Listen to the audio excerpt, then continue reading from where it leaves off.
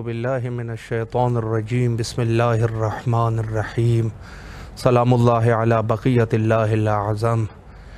इमाम हुसैन अलैहिस्सलाम TV4 Karbala मुक़द्दसा के ऑनलाइन ट्रांसमिशन प्रोग्राम मारिफ़त मुंतज़र अजलल्लाहु ताला फ़रजहु शरीफ में आपकी खिदमत में हाज़िर है। अल्लाह सुब्हानहु व तआला फ़रमाते हैं मन युअज़्ज़िम शाइरल्लाह फ़इन्नहा मिन तक़वल क़ुलूब। आज 7 शवाल है और कल 8 शवाल, यानी आलमी दिन जन्नतुल बकी का आलमी दिन।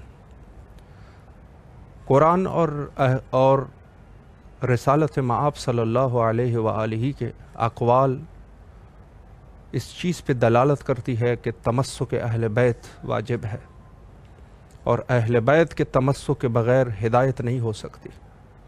लेकिन इसके बावजूद भी वहाबी तकफ़ीरी आले सऊद, इन्होंने अहले बैत से बोग्स इस कदर रखा कि और तो और हत्ता उनकी कब्रों के ऊपर भी रहम नहीं किया।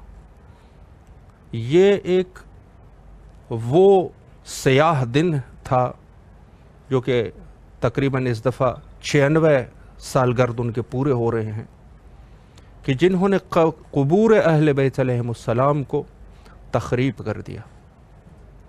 यानी उम्मत की इतनी जुर्रत जिसको हत्ता कुरान से और रसूलुल्लाह सल्लल्लाहु अलैहि वालैहि के फरमान से कोई शर्म नहीं आई और इन्होंने इस किस्म के मज़ालिम किए गए जिसका कोई सोच नहीं सकता था। हत्ता अहले बैत के ज़िंदगी में उनकी शहादत यानी हज़रत रसालत मआब सल्लल्लाहु अलैहि वालैहि से लेकर हज़रत इमाम हसन अस्करी अलैहिस्सलाम तक तमाम के तमाम इन ज़वात मुक़द्दसा को शहीद करने वाले यही लोग थे। और उसके बाद जो है उनके क़ुबूर के ऊपर भी उन्होंने रहम नहीं किया। और वो जिसके बारे में कुरान ने फरमाया था कि इनकी मुवद्दत जो है वो वाजिब है, यह अजर रिसालत है, उम्मत ने अजर रिसालत इस तरीके से दे दिया। यही वजह है कि हज़रत आयतुल्लाहिल उज़्मा सैयद सादिक़ हुसैनी शिराज़ी हफ़ज़ल्लाहु ताला ने यूनाइटेड यूनियन और यूनाइटेड नेशन और दीगर वो तंजीमें और वो अंजुमनें जो हुकूक़ बशर यानी ह्यूमन राइट्स उसके दिफा करने वाले हैं, उनके सामने इस मुकदमे को पेश कर दिया और हत्ता उनको ये समझा दिया, उनको बता दिया कि यह किस कदर मुहिम मसला है। यानी इस मसले को कोई हल्का ना ले। बाज़ ऐसे कुछ अफराद है जो मज़हब शिया में है ज़ाहिरन, लेकिन वो इस मसले को हल्का लेते हैं। कुछ ज़बान से नहीं कहते, लेकिन उनके अफ़आल और किरदार से अंदाज़ा हो रहा है कि वो इस मसले को ज़्यादा सीरियस नहीं ले रहे। तो यही वजह है कि उनको समझाया गया कि ये मसला छोटा मसला नहीं है, ये बड़ा मसला है और इस मसले पर गौर व फिक्र किया जाए। और हम इमाम हुसैन अलैहिस्सलाम TV4 करबला मुक़द्दसा से दरख्वास्त करते हैं, ऐलान करते हैं आपकी खिदमत में कि जो अफराद है वो अपने आप को शिया कहते हैं या हद अकल वो अफराद जो अपने आप को रसूलुल्लाह सल्लल्लाहु अलैहि वालैहि के उम्मती कहते हैं, उनसे उनकी खिदमत में अर्ज़ है कि इस मसले को जो भी आपके पास कोई भी चीज़ मुहैया है जिसकी वजह से आप अपनी आवाज़ को बुलंद कर सकते हैं, अहले बैत के हक़ में हक़ की दिफा करें। अगर आपने अजर रिसालत देना है तो अहले बैत के हक़ की दिफा करें। कुछ लोग जो कि कुछ उनकी कोई औकात ही नहीं है, कोई लोग ही नहीं है, वो उन्होंने अहले बैत के क़ुबूर के साथ ये जुल्म किए और उम्मत जो है वो खामोश है। क्या मुँह दिखाएंगे रसूलुल्लाह सल्लल्लाहु अलैहि वालैहि को रोज़े क़यामत? हम रोज़े क़यामत क्या मुँह दिखाएंगे? यानी इस कदर जुल्म की इंतहा है कि उनकी शहादत हुई, शहादत के बाद उनके क़ुबूर के ऊपर भी रहम नहीं किया गया। हत्ता अभी भी कोशिश कर रहे हैं। आपने देखा होगा, मुलाहिज़ा किया होगा कि अस्करियन सलामुल्लाह अलैहिमा का मसला, वहाँ पर इन्होंने इन्फिजार किया, इन्हिदाम कर दिया और یہ در حقیقت کربلا کے اوپر بھی انہوں نے کوشش کی ہے کہ ان تخریب کاریاں کی جائے، نجف اشرف کے اوپر بھی انہوں نے کوشش کی، خیر وہاں پہ تو یہ پہنچ نہیں سکے، لیکن کربلا مقدسہ پہ انہوں نے حملہ کر دیا تھا، اور اس قدر یہ اہل بیت کے ساتھ بغض رکھتے ہیں، یہ مسلمان نہیں بلکہ ان کفار سے بھی بدتر ہے جو کہ کفار حربی تھے۔ آج امت خاموش ہے، لہٰذا کوشش کریں کہ اس مسئلے کو اٹھائیں اور ان افراد تک پہنچا دیں جو ہیومن رائٹ، حقوق بشر کے دفاع کرنے والے لوگ ہیں، ان تک اس مسئلے کو پہنچا دیں۔ انشاءاللہ العزیز دعا کرتے ہیں کہ امام زمانہ علیہ السلام کا ظہور ہو جائے اور ان تمام شیاطین کو، کفار کو، ان دہشت گردوں کو اپنے کفر کردار تک پہنچائیں۔ یہی چیز ہمارے لیے ضروری ہے، اور یہی در حقیقت فلسفہ انتظار ہے۔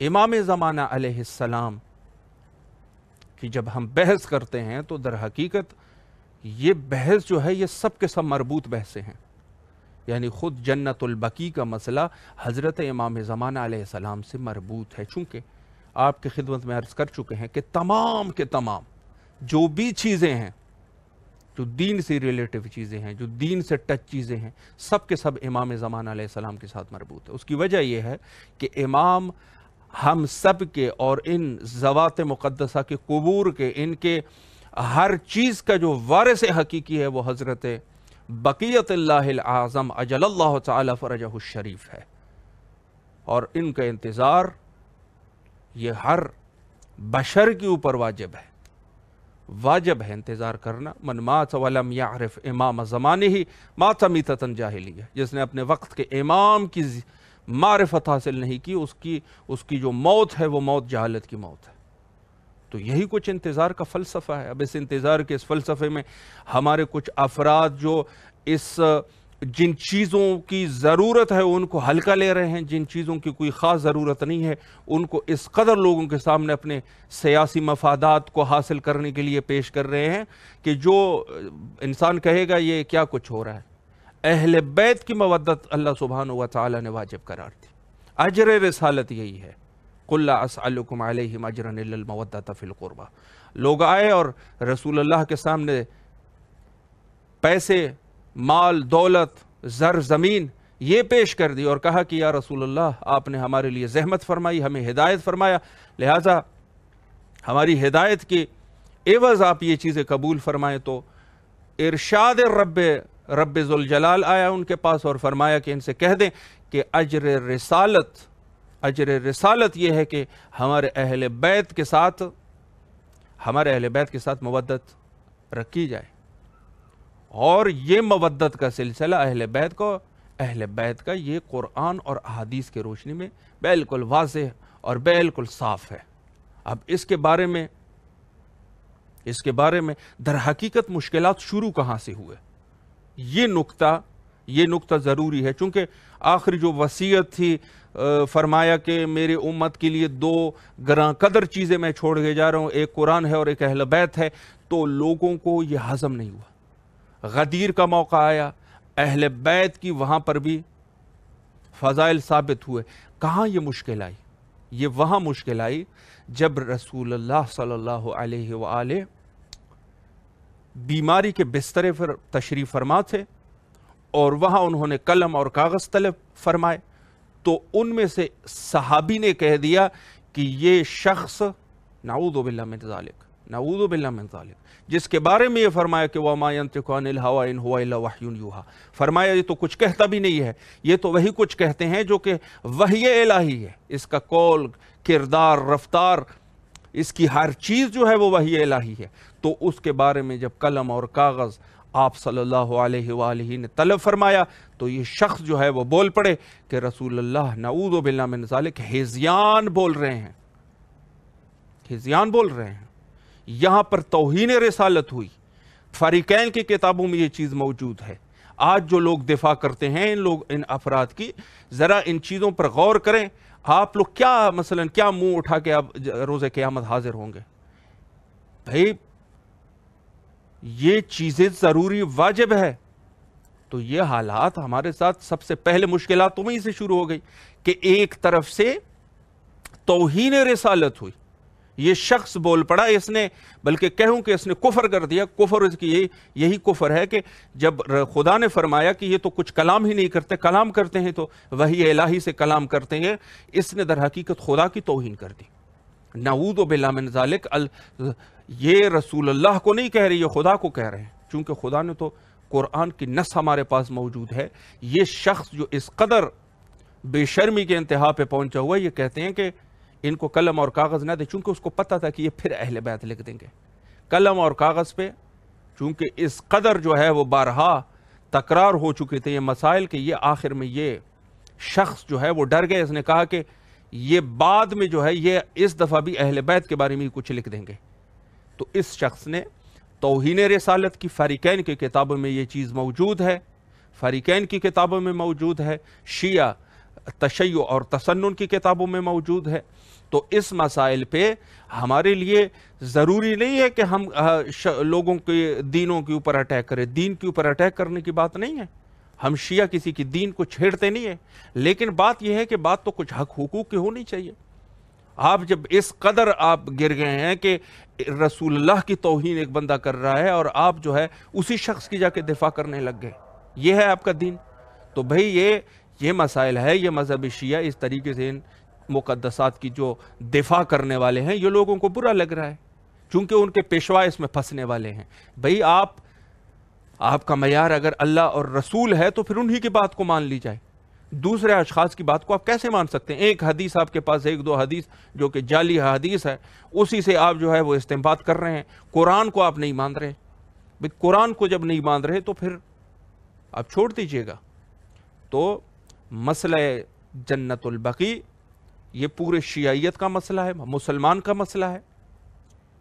یہ توہین ہوئی ہے, اہل بیت کی سراسر توہین ہوئی ہے, بالکل اسی طریقے سے توہین ہوئی ہے جیسے کہ عسکرین علیہ السلام کی توہین ہوئی تھی. انشاءاللہ والعزیز امام زمان علیہ السلام کے ظہور کے لیے دعا کرتے رہیں تاکہ انشاءاللہ وہ تشریف لائیں اور ان مسائل کا حل ہو جائے. بہرحال آج کے ہمارے معزز مہمان حجت الاسلام المسلمین علی جناب مولانا سید ارباب علی موسوی صاحب ہمارے ساتھ موجود ہے. انشاءاللہ والعزیز گفتگو کو آگے بڑھاتے ہیں اور ان کے علم اور معلومات سے استفادہ کرتے ہیں. السلام علیکم ورحمۃ اللہ وبرکاتہ.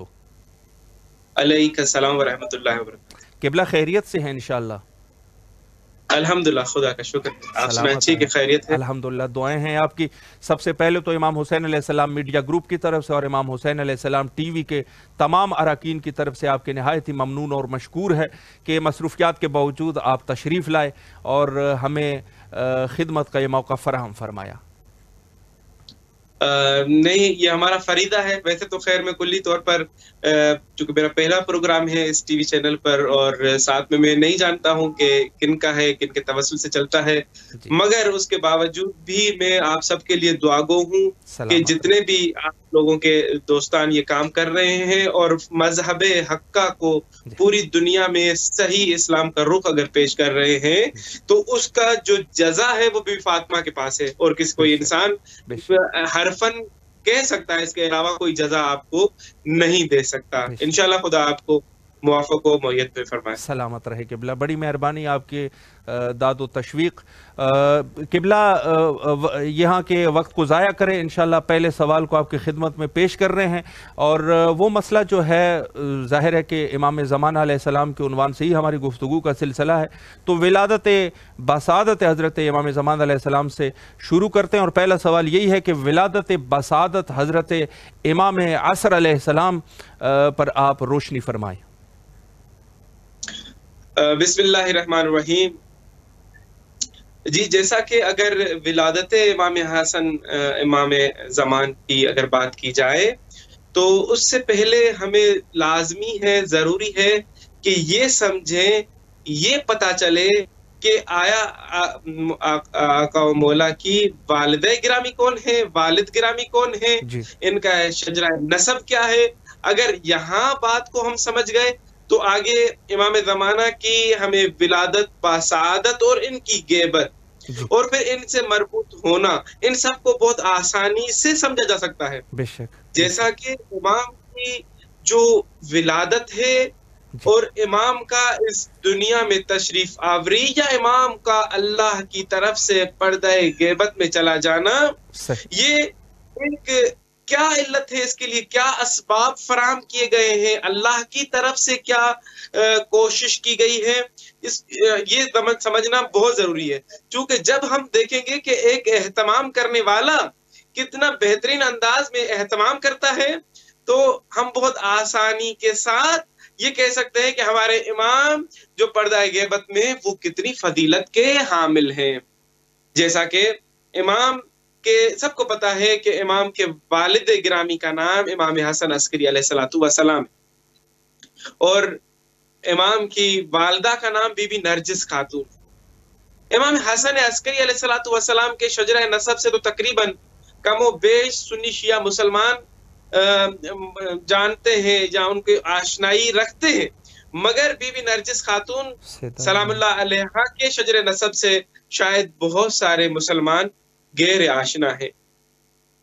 میں چاہتا ہوں کہ وہ ایک سلسلہ آپ لوگوں کو سمجھاؤں کہ شاید ممکن ہے کہ آپ کے اتنے ان ایپیسوڈز کے اندر شاید میں واحد بندہ ہوں گا جو مجھے احتمال دے رہا ہوں کہ جو اس موضوع پہ بات کر رہا ہوں، اس بی بی کے شجر نسب پر. صحیح. جیسا کہ اگر آپ کو امام میں اگر حضرت ابراہیم علیہ الصلوۃ والسلام سے اگر دیکھا جائے جی تو ہمیں بہت آسانی سے سمجھ میں آئے گا جی کہ بی بی نرجس خاتون جو ہیں یہ بیٹی ہیں کیسر روم کی. صحیح. اور یہ پوتی ہے حضرت عیسیٰ کے جو حواریون تھے، ان میں ایک شمون نامی حواری تھے جی. ان کے پوتیوں میں ان کا نام آتا ہے. صحیح.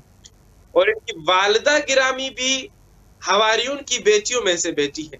صحیح. اب آپ کو یہ بتانا چاہوں گا کہ حضرت ابراہیم علیہ الصلوۃ والسلام کے دو بیٹے جی، اور وہ دونوں بیٹے اعلیٰ مقام کے حامل ہیں. بے شک. بڑے نبیوں میں شمار ہوتا ہے جی. ایک کا نام ہے حضرت اسماعیل علیہ الصلوۃ والسلام اور ایک کا نام ہے حضرت اسحاق جی. حضرت اسحاق اب جو ہے وہ بی بی سارہ کے فرزند ہیں، اور بی بی سارہ جو ہے وہ ایک نبی زادی ہے، ایک نبی کی بیٹی. صحیح. اور حضرت اسماعیل جو ہے بی بی ہاجرہ کے فرزند ہیں، اور بی بی ہاجرہ جو ہے بی بی سارہ کی جو ہے والدہ گرامی کی کنیز ہے. صحیح. تو یہ ایک سلسلہ چلتا ہوا آیا. حضرت اسحاق کے جو بیٹے ہیں ان کا نام ہے حضرت اسرائیل جی. شاید نام سے بہت سارے لوگ آشنا نہ ہوں. حضرت اسرائیل کو جو لوگ جس نام سے جانتے ہیں ان کا نام ہے یعقوب، حضرت یعقوب نبی. صحیح صحیح. اصل ان کا نام ہے حضرت اسرائیل. حضرت اسرائیل قرآن مجید میں بھی اگر آپ قرآن مجید کو اٹھا کے دیکھیں تو ایک سورہ خداوند متعال نے اسرائیل کے نام سے جو ہے قرآن مجید میں درج فرمایا جی. اب یہی حضرت اسرائیل جو ہے حضرت یعقوب اس لیے نام پڑ گیا کہ روتے تھے، بکا کرتے تھے تو اس لیے لوگوں نے کہا کہ رونے والا جی. بکا کرنے والا صحیح. تو پھر یعقوب نام پڑ گیا. اور پھر حضرت یعقوب سے مطلب آج بھی آپ دیکھیں کہ بنی اسرائیل کون ہے؟ یہی حضرت اسرائیل کی اولاد جو ہے حضرت یعقوب کی جو فرزندان اور ان کے جو ائمہ آئے، جو آج بھی جتنے بھی عیسائی یا یہودی ہیں وہ سب بنی اسرائیل ہیں جی جی. وہ حضرت ٹھیک ہے جی. تو حضرت یعقوب کے بعد 4414 نبی آئے جی. اور سارے جو ہے بنی اسرائیل میں 4414 نبی آئے. آخری نبی کا نام ہے حضرت عیسیٰ. صحیح صحیح. حضرت عیسیٰ کے 12 جانشین میں تیسرے جانشین شمون، اور شمون کی پوتی کا نام جو ہے بی بی نرجس خاتون ہے. سبحان اللہ سبحان اللہ. اور اگر اس طرف جائیں ہم دوسرا ایک تو شجرہ نسب میں نے آپ کو پورا بتایا بی بی نرجس خاتون کون. بالکل بالکل. اب ہم آتے ہیں اس طرف کے حضرت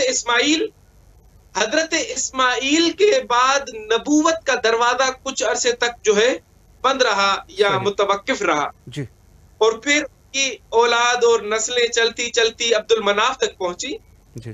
عبد المناف کے بعد ہاشم، پھر عبد المطلب، پھر عبداللہ یا ابو طالب، پھر ابو طالب سے امام علی سے اور بی بی فاطمہ سے حسن اور حسین، امام حسین سے امام زین العابدین سے امام محمد باقر، امام محمد باقر سے امام جعفر صادق سے امام موسیٰ کاظم، امام موسیٰ کاظم سے امام علی رضا سے امام محمد تقی سے امام علی نقی، اور امام علی نقی سے ہے امام حسن عسکری۔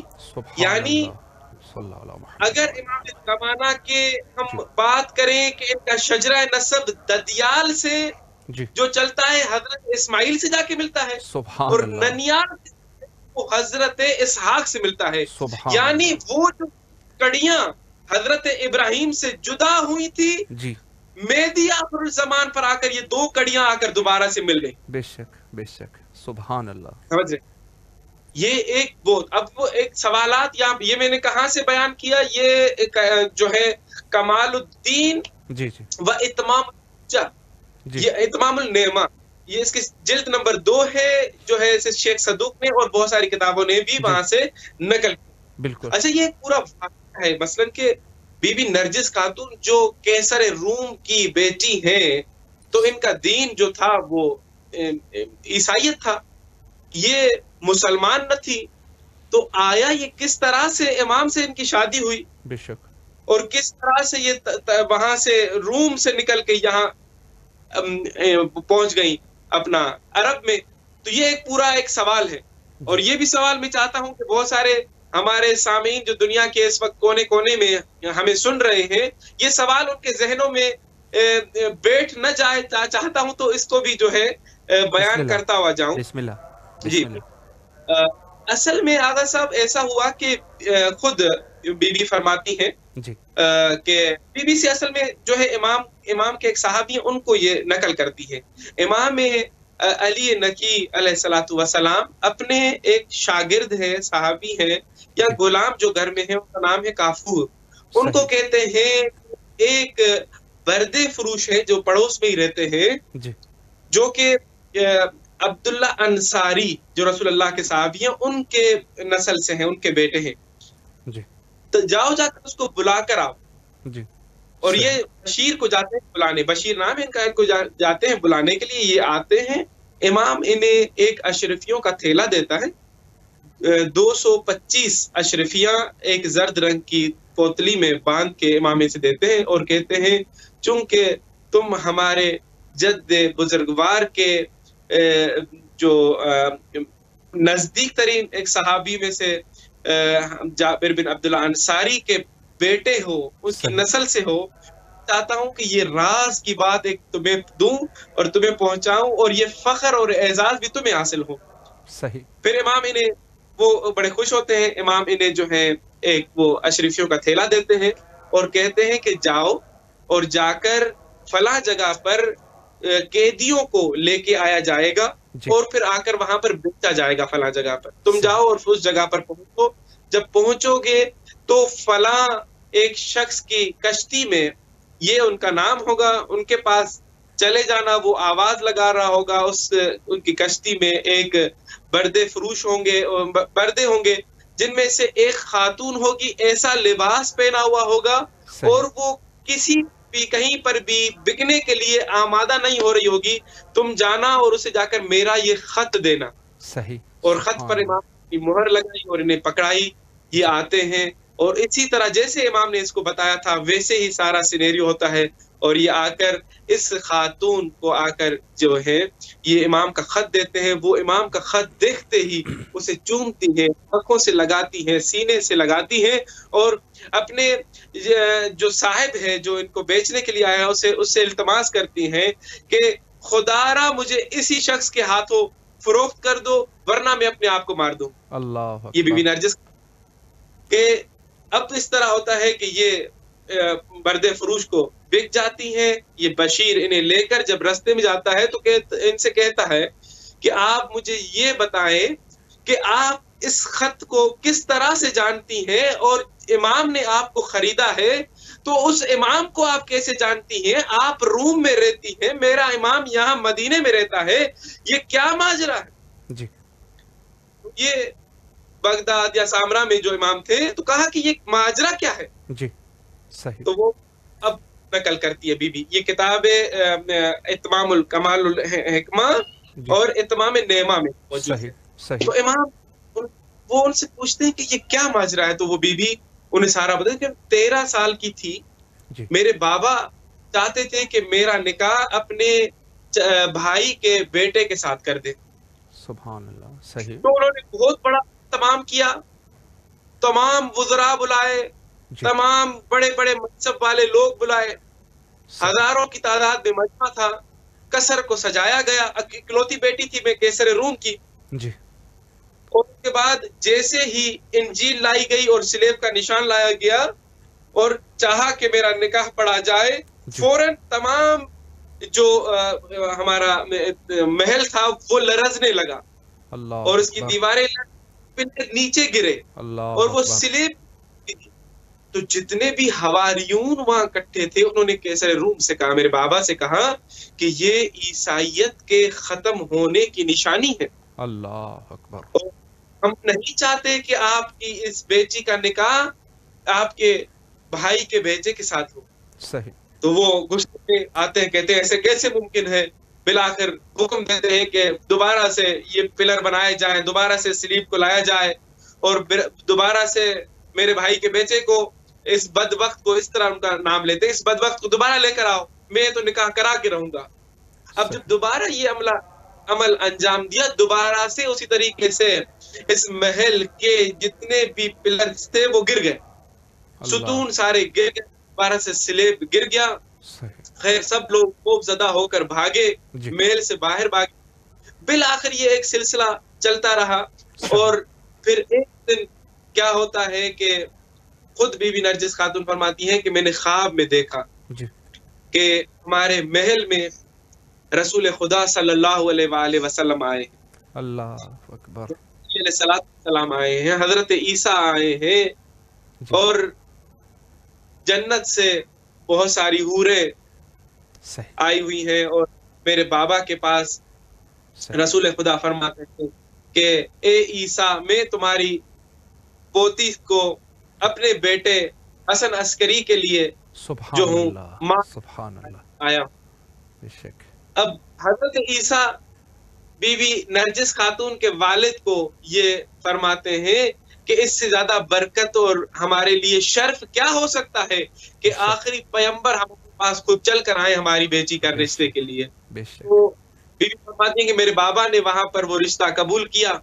حضرت علی علیہ السلام میری طرف سے تھے اور رسول خدا صلی اللہ علیہ وآلہ وسلم حسن عسکری کی طرف سے تھے. تو یہ نکاح عالم ارواح میں نے دیکھا اور اگلے دن میں نے اپنے بابا کو بتایا، والدہ کو بتایا اس طرح سے میرا نکاح. تو انہوں نے اس چیز کو معمولی لیا اور اس پر کوئی دھیان نہ دیا. خیر میں اس واقعے کے بعد بہت ہی کمزور ہو گئی، بیمار ہو گئی، کھانا کھانا چھوڑ دیا. بالآخر مجھے جو ہے وہ قضیہ ذہن میں گھومتا رہا. تو میرے بابا نے دنیا بھر کے جتنا ہو سکتا تھا ڈاکٹرز بلائے، حکماء بلائے، مگر میرا علاج نہ ہو سکا. میں دن بدن ضعیف ہوتی چلی گئی. ایک دن میرے بابا نے کہا، بیٹی تجھے کیا چاہیے کہ میں تمہیں وہ عطا کروں جس سے تم ٹھیک ہو جاؤ؟ تو کہتی ہیں بابا آپ ایک کام کریں، جتنے بھی مسلمان قیدی ہیں ہمارے خانوں میں ان سب کو آزاد کر دے، میں ٹھیک ہو جاؤں. سبحان اللہ. صحیح. اب جیسے ہی آزاد کیا تو بی بی فرماتی ہے کہ میں کم کم ٹھیک ہونا شروع ہو گئی. میرے بابا کو خوشی ہوئی اور انہوں نے پھر مسلمان قیدیوں کے ساتھ اور مسلمانوں کے ساتھ برتاؤ اچھا کرنا شروع کیا. بالآخر ابھی بھی یہ مسئلہ حل نہیں ہوا تھا کیونکہ وہ ایک دوسرے مذہب سے تعلق رکھتے تھے اور مسلمان دوسرے مذہب سے تعلق رکھتے تھے. ایک پورا آپس میں لڑائی اور کلیش تو ہمیشہ سے چلتا آ رہا تھا، وہ چل رہا تھا. تو ایک دن بی بی فرماتی ہے کہ میرے خواب میں بی بی فاطمہ الزہرا سلام اللہ علیہا، بی بی مریم آتی ہے مجھ سے عیادت کے لیے. بی بی پہلو سے چپک کے رونے لگتی ہوں اور کہتی ہوں کہ اتنے دنوں کے بعد آئی ہیں مجھ سے ملنے کے لیے. اللہ اکبر. تو کہتے بی بی فاطمہ کہتی ہے اصل میں تمہارے جو شوہر ہیں حسن عسکری اس کی دادی ہوں اللہ، اور ملنے کے لیے آئے. تو کہا میں نے شکوہ کیا، صحیح کہا کہ میرے شوہر حسن عسکری جن کو میں نے ایک بار دیکھا ہے وہ مجھ سے ملنے کے لیے کیوں نہیں آئے، وہ مجھ سے عیادت کے لیے کیوں نہیں آئے. صحیح. تو بی بی کہتی ہے کہ اس کی ایک وجہ ہے، علت ہے. جی وہ علت یہ ہے کہ تم اسلام پر نہیں ہو اس وقت. جی تم کلمہ شہادت پڑھو اور اسلام قبول کرو تو میرا بیٹا تم سے ملنے کے لیے آ جائے. تو کہتی ہے کہ میں اٹھی اور میں نے دیکھا اسی طرح، اور میں نے وہ جس طرح سے بی بی نے بتایا میں نے اسی طریقے سے کلمہ پڑھا. جی اور اگلے دن ہی خواب میں میرے 11ویں امام حسن عسکری بی بی کے خواب میں جاتے ہیں، بی بی سے عیادت کرتے ہیں، اور بی بی فرماتی ہیں کہ اس کے بعد ہر رات حسن عسکری میرے پاس خواب میں آتے رہے.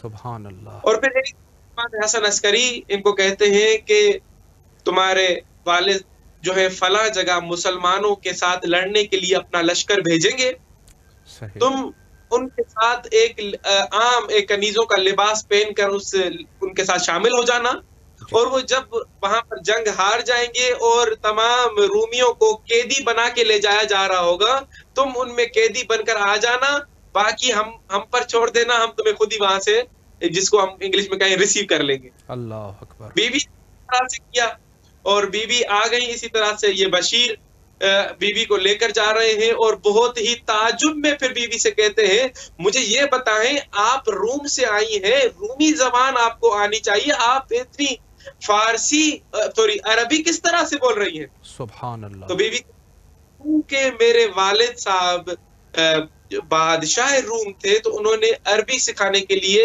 ایک خاتون ایک عورت میرے ساتھ ایک معلمہ رکھی تھی جو کہ مجھے ہر روز آ کر عربی سکھایا کرتی تھی اور عربی مکالمہ کرتی تھی. میں نے وہاں سے عربی سیکھی. صحیح.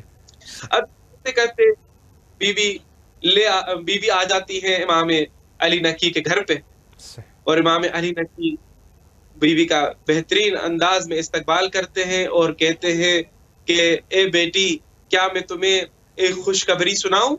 صحیح. تو فرماتے ہیں جی بسم اللہ.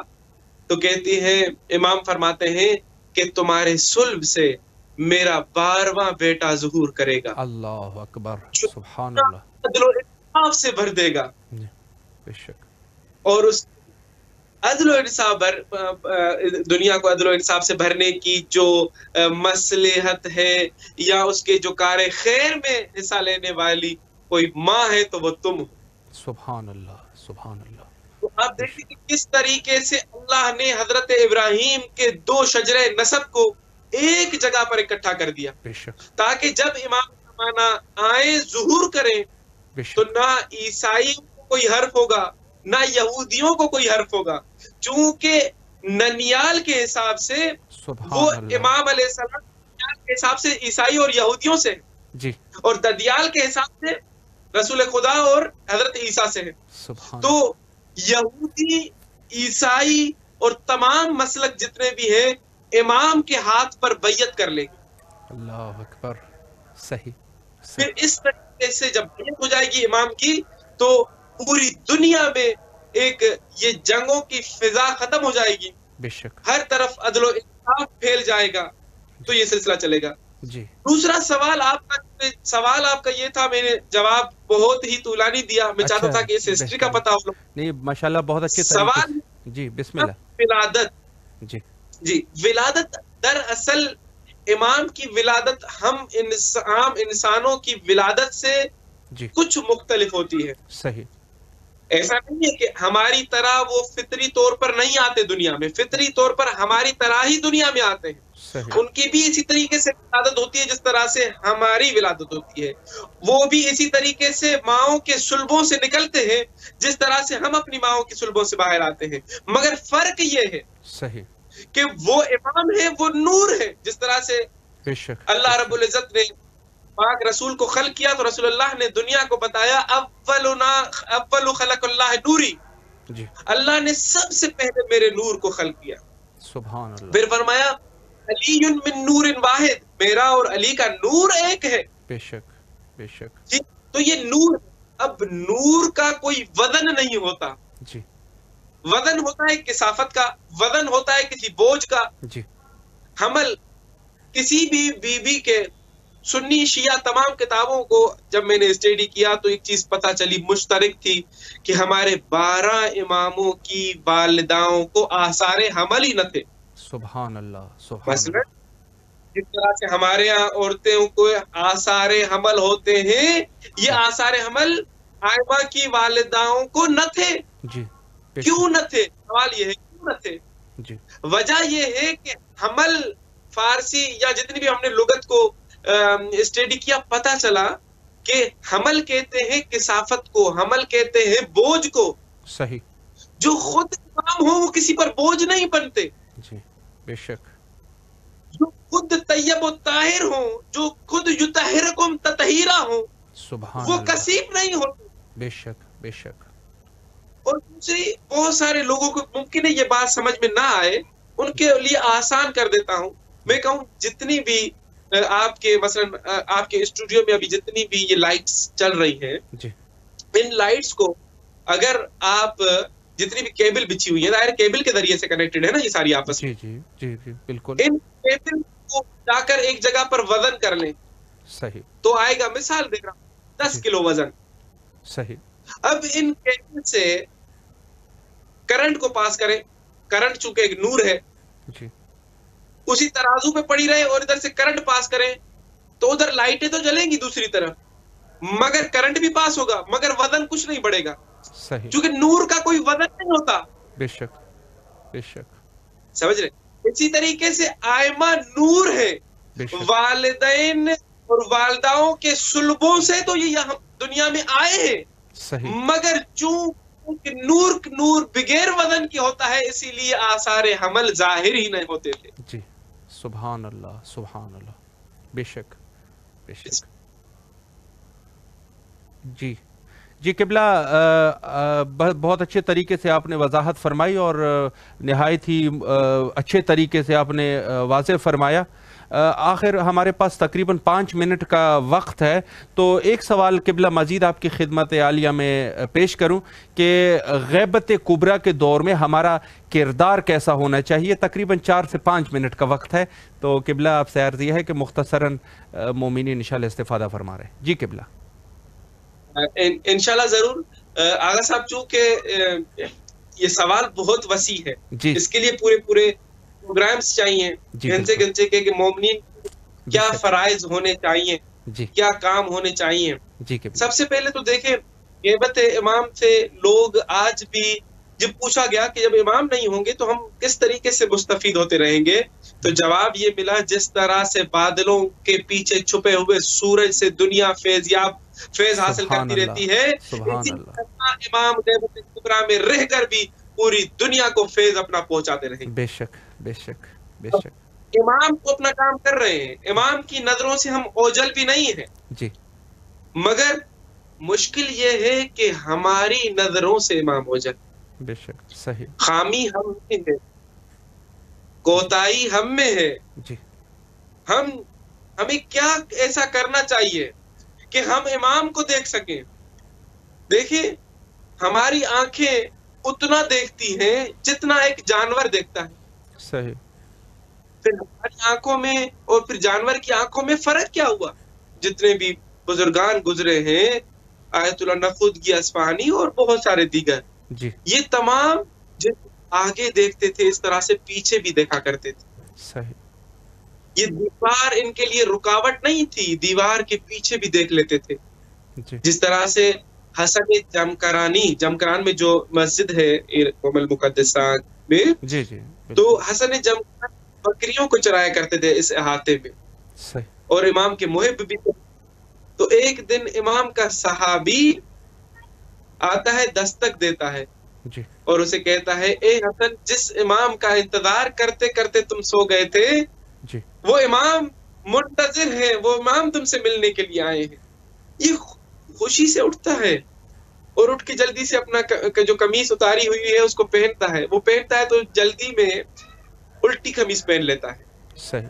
تو امام کا صاحب دروازے کے باہر کھڑا ہے، وہ باہر سے کہتا ہے اے حسن جلدی نہ کرو قمیض کو سیدھا پہن کر. صحیح صحیح.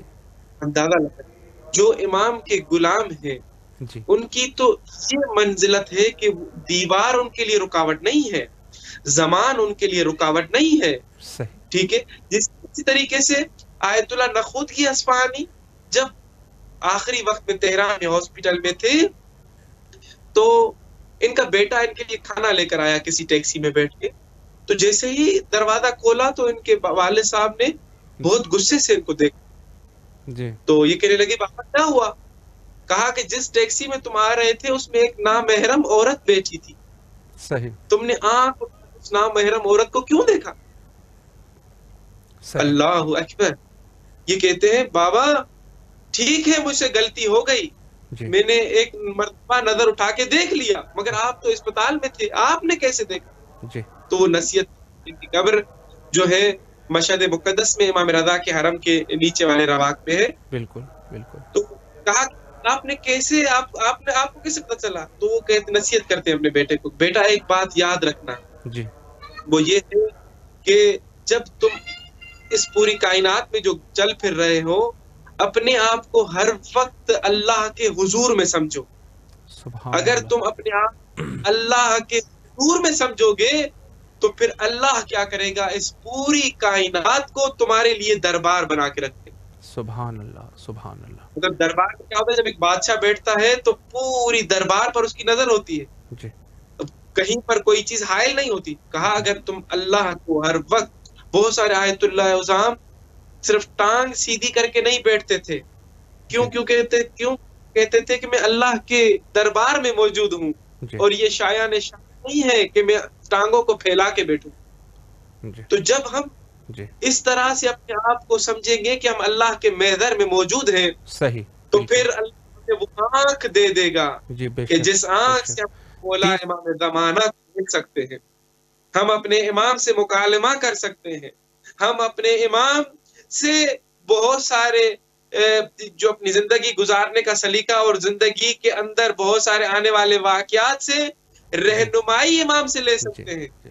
اللہ آپ کے ہمارا توفیقات خیر میں اضافہ فرمائے. قبلہ معذرت کے ساتھ وقت جو ہے وہ بالکل ختم ہو چکا ہے، دامن وقت میں مزید گنجائش نہیں ہے، وگرنہ دل تو کر رہا ہے کہ جتنی بھی آپ سے گفتگو کی جائے کم ہے. انشاءاللہ العزیز کسی اور جلسے میں ضرور آپ کی خدمت میں رہیں گے. آپ سے التماس دعا کرتے ہیں اور کربلا مقدسہ میں آپ کے لیے دعا گو ہے. فی امان اللہ. خدا حافظ. خدا حافظ. خدا حافظ قبلہ. جی بہت اچھی گفتگو فرمائی انہوں نے، اور نہایت ہی جو چیزیں ہمیں دقت کرنی چاہیے خود معرف اہل بیت علیہم السلام میں، اور بالخصوص وقت کے جو امام حضرت امام زمانہ علیہ السلام، تو بہت ہی ہمیں دقت سے اور ان کے معارف کو سمجھنے کی کوشش کرنی چاہیے. اور یہی وجوہات ہے کہ ہمیں ہر دور میں، ہر وقت میں اہل بیت کی رضایت کے لیے، اہل بیت کی رضامندگی کے لیے ہمیں کوشش کرنی چاہیے. اور اسی سے جڑا ہوا ہے کل 8 شوال روز بقی. تو ہمیں اس دن اہل بیت کی رضایت کے لیے، اہل بیت کو راضی کرنے کے لیے، امام زمانہ علیہ السلام کو راضی کرنے کے لیے ضرور کچھ اقدامات کرنے ہیں. اور جتنی انسان کی طاقت ہے، ہر شخص کی جتنی طاقت ہے اسی مطابق ضرور کوشش کرے. جس کے پاس جتنے وسائل ہے بالکل اس کے ساتھ جو ہے وہ اہل بیت کی دفاع کریں، اور اس میسج کو پوری دنیا میں عام کر دیں کہ یہ کوئی چھوٹا مسئلہ نہیں، یہ بہت بڑا مسئلہ ہے. اور آخر میں ظہور امام زمانہ علیہ السلام کے لیے دعا کرتے ہیں. اللہم عجل لولیک الفرج.